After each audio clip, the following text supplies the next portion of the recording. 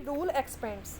अगर हम एनालाइज करेंगे ना एनेक्सेशन की पॉलिसी को कि उन्होंने कैसे इंडियन स्टेट को एनेक्स किया, ठीक है ठीक है।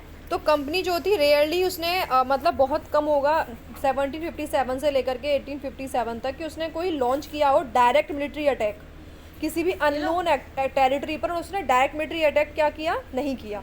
कोई भी किसी भी प्रकार का डायरेक्ट मिलिट्री अटैक उसने लॉन्च नहीं किया। इसके अलावा बहुत सारे पॉलिटिकल, इकोनॉमिकल, डिप्लोमेटिक, पॉलिटिकल यानी कि राजनीति संबंधित, इकोनॉमिकल पैसे से संबंधित, डिप्लोमेटिक आपका क्या होता है, आपको किसके साथ कैसा बिहेव करना है, ये आपका डिप्लोमेटिक रिलेशन के अंदर आता है, ठीक है। तो उन्होंने इन सब चीज़ों को यूज़ करा अपने इंडिया के अंदर क्या करने के लिए, स्टेट को एनेक्स करने के लिए और अपने इन्फ्लुएंस को बढ़ाने के लिए।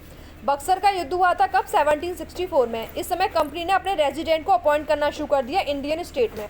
बक्सर के युद्ध के बाद उसने अवध को हराया था और उसने अवध के अंदर क्या करा, अपना रेजिडेंट अपॉइंट कर दिया जो वहीं कोर्ट में रहता था और उसके स्टेट के इंटरनल अफेयर्स में क्या करता था, इंटरवेंशन करता था। तो पॉलिटिकल और कमर्शियल एजेंट के रूप में उसको जॉब दी गई थी। कंपनी के इंटरेस्ट में वो काम करता था और रेजिडेंट जो था, कंपनी के ऑफिशियल जो होते थे, उन्होंने क्या करना शुरू कर दिया, इंटरफेयर करना शुरू कर दिया स्टेट के इंटरनल अफेयर्स में, ठीक है। अब वो डिसाइड करने लग गए कि अब इस गद्दी पर इस राजा के बाद में दूसरा राजा कौन बैठेगा, इसको डिसाइड करना भी उन्होंने शुरू कर दिया। और उन्होंने एडमिनिस्ट्रेटिव पोस्ट को अपॉइंट करना शुरू कर दिया और कंपनी ने फोर्स किया क्या करने के लिए, सब्सिडरी अलायंसेस को साइन करने के लिए। सब्सिडरी अलायंसेस का मतलब क्या होता है, जो इंडियन रूलर है उसको अलाउ नहीं किया जाएगा कि वो इंडिपेंडेंट आर्म फोर्स रखे, यानी कि अब राजा के पास में अपनी खुद की सेना रखने का अधिकार नहीं होगा, बल्कि उसे कौन सी सेना रखनी पड़ेगी, जो ब्रिटिश इंडिया आर्मी की सेना होगी वो उसको रखेगा और उसके आर्मी के रखने के पैसे कौन देगा, वो राजा देगा। यानी राजा अपनी सेना नहीं रखेगा, उसे ईस्ट इंडिया कंपनी की सेना को अपने घर रखना पड़ेगा, अपने पास में पड़ेगा और पैसा ईस्ट इंडिया कंपनी को सेना को रखने के बदले देना पड़ेगा। ऐसा उन्होंने सब्सिडरी अलायंस के अंतर्गत किया था, है ना। कंपनी इससे अपने आप को प्रोटेक्ट कर लेती थी क्योंकि फोर्स उनकी है तो उनके खिलाफ तो कभी लड़ेगी नहीं, है ना। दूसरी बात क्या था कि उसका पैसा सब्सिडी फोर्स का कंपनी को कौन देता था, राजा देता था, है ना। इससे कंपनी को प्रोटेक्ट, और बोलता क्या था राजा से क्या बोलती थी कंपनी की, मैं तुम्हें ये फोर्स इसलिए दे रहा हूँ कि ये फोर्स आपको प्रोटेक्शन करेगी, अगर आपके ऊपर कोई भी अटैक करेगा तो मेरी फोर्स आपको प्रोटेक्शन करेगी, इसके बदले में आपको मुझे पैसा देना पड़ेगा, ठीक है ना। ठीक है बेटा, तो देखो अब धीरे धीरे करके क्या करेगा वेलेज़ली, आप इस पॉलिसी को फॉलो कर करके बहुत सारे इंडियन स्टेट को अपने कंपनी के कंट्रोल में लेता चला जाएगा। एग्जांपल, रिचार्ड वेलेज़ली जो था वो क्या गवर्नर जनरल कब बना, 1798 से 1805 तक आपका गवर्नर जनरल की पोस्ट ऑफ बंगाल के लिए वो अपॉइंट होता है। अवध का जो नवाब था उसने उसको फोर्स करा के उसको अपनी क्षेत्र का आधे से ज़्यादा टेरिटरी जो था किसको देना पड़ा, कंपनी को देना पड़ा 1801 में, क्योंकि अवध ने वेलेज़ली के कहने पर सब्सिडरी अलायंस साइन कर लिया था। कब कर दिया था, 1801 के अंतर्गत कर दिया था, ठीक है। ठीक है बेटा, तो 1801 में अवध ने क्या कर लिया था, सब्सिडरी अलायंस को साइन कर लिया था, जिसकी वजह से फोर्सली उसको उसका पैसा देना था। अवध के राजा के पास इतना पैसा था नहीं कि वो कंपनी के आर्मी के खर्चों को दे पाए, तो जब वो आर्मी के खर्चों के लिए पैसा नहीं दे पाता था नवाब, तो कंपनी क्या करती थी, जबरदस्ती उसका आधा क्षेत्र ऑक्यूपाई कर लेती थी और अपने अंडर में ले लेती थी और उससे जो टैक्स मिलता था उससे अपनी इनकम कर लेती थी, ठीक है ना। तो सब्सिडरी फोर्स को साइन करा सबसे पहले किसने, अवध ने। उसके बाद में उसने सब्सिडरी फोर्स को हैदराबाद ने साइन करा, वो भी नहीं दे पाई तो उसकी भी टेरिटरी को उसने सीट कर लिया। तो ऐसे कर करके उसने क्या करा, क्षेत्रों को अपने अंडर कंट्रोल में करती चली गई। ये आपको नवाब सुजाउद्दौला दिखाई दे रहे हैं जो कि अवध के नवाब हैं अपने बेटों के साथ में, और यहाँ पे ब्रिटिश रेजिडेंट खड़े हुए हैं, है ना। ये आपके तिली कैटल ऑयल है जिन्होंने इस पेंटिंग को बनाया है। ये आपके दिख रहे होंगे, अंग्रेज की ड्रेस तो अलग ही पता चल जाती है ना। ये खड़े हुए हैं और ये आपके नवाब हैं सुजाउद्दौला, ठीक है ना। ये सुजाउद्दौला जिन्होंने बक्सर के युद्ध में पार्टिसिपेट किया था, ठीक है। इंजक्शन मतलब क्या होता है, इंस्ट्रक्शंस, यानी कि आप किसी को निर्देश देते हैं ना उस तरीके से। और ये सबसर्वियंस मतलब क्या होता है, सबमिसिवनेस, यानी कि किसी चीज़ को सबमिट कर लेना, मान लेना, अपना लेना। टीपू सुल्तान को क्या बोला गया था, टाइगर ऑफ मैसूर। जो कंपनी थी उसने क्या करा, डायरेक्ट मिलिट्री कन्फ्रंटेशन करा, ठीक है ना।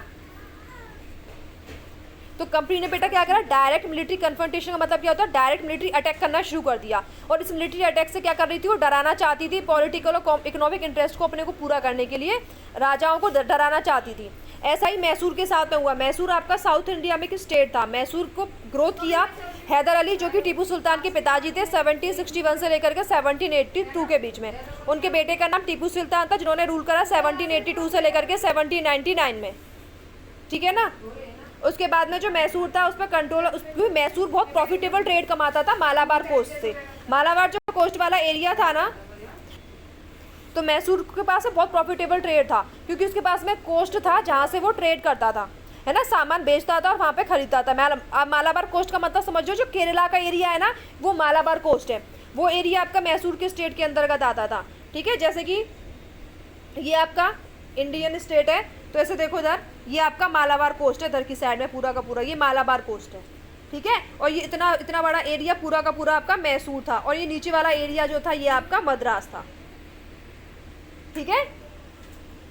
तो देखो कंपनी, यहाँ से कंपनी क्या खरीदती थी, पेपर और कार्डेमन्स, जो कि पूरे वर्ल्ड में फेमस थे। 1785 में टीपू सुल्तान क्या करता है, यहाँ से जो सैंडलवुड मतलब समझते होंगे ना, चांदी बोल रही हूँ, सॉरी, चंदन की जो लकड़ी होती है ना, उसने क्या कर दिया था, स्टॉप कर दिया था यहाँ से सैंडलवुड को, पेपर और कार्डेमन्स को एक्सपोर्ट करने पर रोक लगा दी थी 1785 में टीपू सुल्तान ने, क्योंकि ये एरिया टीपू सुल्तान के कंट्रोल में आता था। तो टीपू सुल्तान ने क्या करा, 1785 में यहाँ से एक्सपोर्ट होने वाले कार्डेमन, पेपर और सैंडलवुड पर रोक लगा दी, ठीक है। उसके बाद उसने जो लोकल मर्चेंट्स है उनको डिसअलाउ कर दिया, क्या करने के लिए, कंपनी के साथ ट्रेड करने के लिए उसने मना कर दिया, कंपनी के साथ तुम लोग ट्रेड नहीं करोगे। उसके बाद उसने क्लोज कर दिए, क्या क्लोज कर दिए, फ्रेंच के साथ अपने रिलेशनशिप को उसने बहुत आगे बढ़ाया, है ना। उनकी उस फ्रेंच की मदद से अपनी जो आर्मी थी उसको मॉडर्नाइज करने में मदद ली। ब्रिटिश जो थे इस सब को देख करके बहुत गुस्से में आ गए, फ्यूरियस हो गए, और इसी वजह से हैदर और टीपू सुल्तान, क्योंकि बहुत ज़्यादा एम्बिशियस थे, वो अपने क्षेत्र को बढ़ाना चाहते थे, एरोगेंट भी थे, डेंजरस भी थे, पावरफुल भी थे, अपने एरिया को कंट्रोल करना चाहते थे, तो क्रश करना चाहते थे। इसी वजह से इंग्लिश के बीच में, ईस्ट इंडिया कंपनी के बीच में और आपके जो मैसूर के रूलर के बीच में 4 बार युद्ध हुआ, जिसे एंग्लो मैसूर वॉर के नाम से जाना जाता है।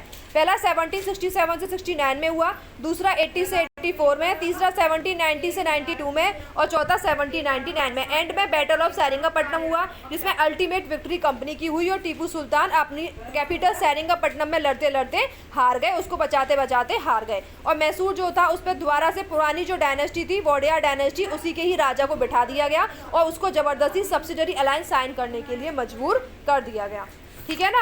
यहाँ पे आपको कार्नवालिस दिखाई दे रहा है, जो कि टीपू सुल्तान के सन को ले रहा है होस्टेज के रूप में। जब तीसरा आपका युद्ध हुआ था ना, तीसरा एंग्लो मैसूर युद्ध के बाद में जो टीपू सुल्तान था वो बैटल में हार गया था, तो सेरिंगापट्टनम की ट्रीटी के मुताबिक उससे बोला गया था तुम्हें 3 करोड़ रुपए देने हैं।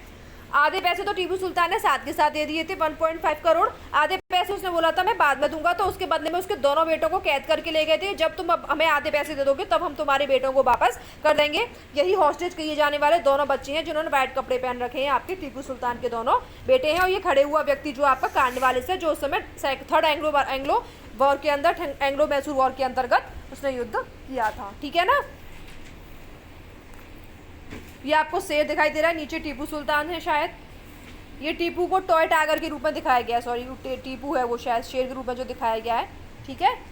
सेरिंगापट्टनम की जो कैपिटल थी वो कब हुई थी डिफेंड, 4 मई 1799 को डिफेंड हो गई थी।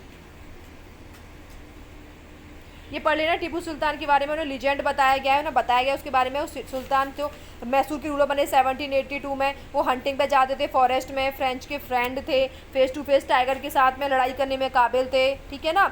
उनकी जो गन थी वो काम नहीं करती थी, डेंजर में, है ना। वो बैटल फील्ड में टाइगर से बिना गन के, बिना हथियार की लड़ाई उन्होंने करी थी। फाइनली उन्होंने एक टाइगर को मार भी दिया था, इसी वजह से उनको टाइगर ऑफ मैसूर के नाम से जाना जाता है, और इनको यहाँ पर टाइगर के रूप में शो किया गया है, ठीक है। कॉन्फिडेंसी मतलब क्या होता है, अलायंस बनाना, गुट बनाना, संगठन बनाना, ठीक है। अब मराठास को देखते हैं। 18th सेंचुरी के लेट में क्या होता है कि आपकी जो कंपनी है, अब उसकी जो एम्बिशंस थी बहुत बढ़ गई थी। अब वो मराठा की पावर को डिस्ट्रॉय करना चाहती थी। उसने थर्ड बैटल ऑफ पानीपत में 1761 के अंदर मराठा हार गए थे अहमद शाह अब्दाली से। तो कंपनी को पता चल गया था कि मराठाओं की वीकनेस क्या है। तो मराठाओं का जो ड्रीम था ना दिल्ली पर रूल करने का, वो थर्ड बैटल ऑफ पानीपत के अंदर जब वो हार गए तो उनका सपना वो टूट गया। ये जो थे अलग अलग स्टेट्स में डिवाइडेड थे, जैसे सिंधिया, होलकर, गायकवाड़, भोसले, अलग अलग आपकी स्टेट्स में डिवाइडेड थे।